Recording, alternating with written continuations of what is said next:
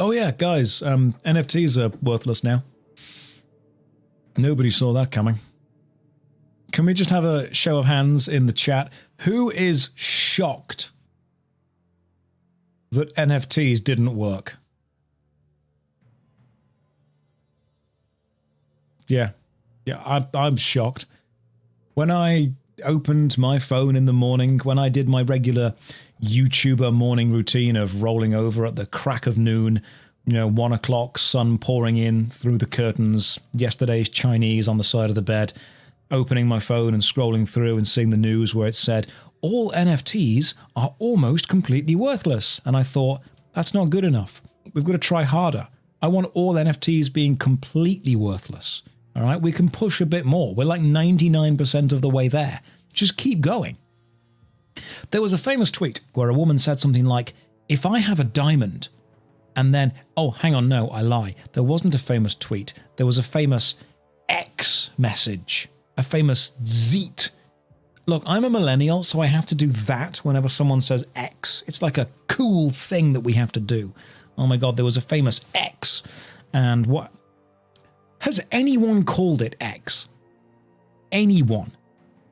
Is anyone getting a new phone going to the App Store or going to the Google Play Store and searching for X? No, you're searching for Twitter. It's Twitter. It's brand identity. Here's a funny thing. If you go on the Google Play Store or the App Store, X used to have the little tagline underneath, the Everything app. They've had to change that to formerly Twitter because no one knew what the hell it was. Good old Muskrat. He's just... The more I look at him, I realize that he's just an insanely cringy guy with a lot of money. That's all I'm seeing it is. It's like, correct me if I'm wrong. Again, I'm sure I'm going to get cancelled for this at some point. I'm sure Musk's going to see it, stick on his cowboy hat and hip fire his machine gun at me. But at some point, you kind of have to have qualifications to have an opinion on something. I saw that news thing. There was a news article where it's like, Elon Musk goes down to the border to give his opinion. Okay. I didn't realize that he was an immigration expert. I didn't realize this was his skill set. So far, his skill set seems to be having a lot of money, buying things, renaming them, and then running away. That seems to pretty much be it. There is no other human being on Earth, and it's not a good thing. There is no other human being on Earth who can just walk into a situation and expect their opinion to be taken seriously. I couldn't do that. Why do people seem to think that just because someone is really good at something, they're also going to be really good at everything? Like, I couldn't just randomly walk down to any kind of border crisis and be like, all right, lads, what's going on? I've got a backward cowboy hat on. Tell me what's going on. Tell me what to think. I'll tell you how to solve it quickly. Have you guys tried phoning people, powerful, important people? Oh, I'm sorry. You can't just randomly call up the president. That's not how it works. You can't just randomly call up the prime minister. That's not how it works. You can't do that. Except, good old elongated muskrat believes that you can. I find it very strange. There was a story that broke a while back of apparently Elon Musk walked into a recording session for, was it Cyberpunk? I think it was Cyberpunk, wasn't he? He walked into a recording session for Cyberpunk and he took with him an old flintlock pistol.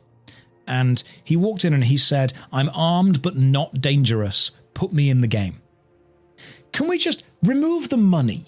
Remove the fact the guy is like a multi-billionaire. Who does that? Who? If it was anyone else, the police would be called. It would immediately become a crime. That's what it was. Oh yes, this guy just walked into a recording studio with a firearm, demanded we put him in the game, and we did. What? Just because somebody has a lot of money doesn't mean you have to do exactly what they say. It's very strange. I feel that he is an incredibly kind of powerful narcissist at this point. Yeah, that's true. Laws are for poor people. Remember, guys, if the punishment for something is a fine, that means it's legal for rich people. But yeah, so I find Elon Musk a very strange individual, simply because people have said to me, you do realize, Josh, that being a CEO is a full-time job. I'm like, is it? How is he the CEO of 4 companies then? Because clearly he's doing each one part-time. Because otherwise you can't do it. Josh, he runs a company. It's a full-time job. He runs 4, which means he's giving each of them a quarter of his time, which means he is by definition part-time in all of them. That's just how time works. Or his favorite tweet. Very concerning. Very concerning. We'll have to look into this. Very concerning. Concerning. We'll look into this. Concerning. Gonna get my cowboy hat. Gonna hip-fire my machine gun. Gonna grab my flintlock pistol. Head down personally right now. That's what I'm gonna do. Part of me has a theory, and that theory is that Elon Musk has Homelander-like powers, and all Tesla is trying to do is distract him. That's what it is. Like, if he ever flips, we're in trouble. But if everyone just placates him, we'll be okay. Yes, sir, no, sir, 3 bags full, sir, that kind of stuff. Everyone just placate him. The minute he leaps from one tall building to another and realizes he can, we're like, oh, damn. Yeah, okay. Or maybe he's got like a Homelander-like ego, but doesn't have the physical stuff to back it up. It's a real shame the fight didn't happen between, Zuck, between the lizard man and the muskrat.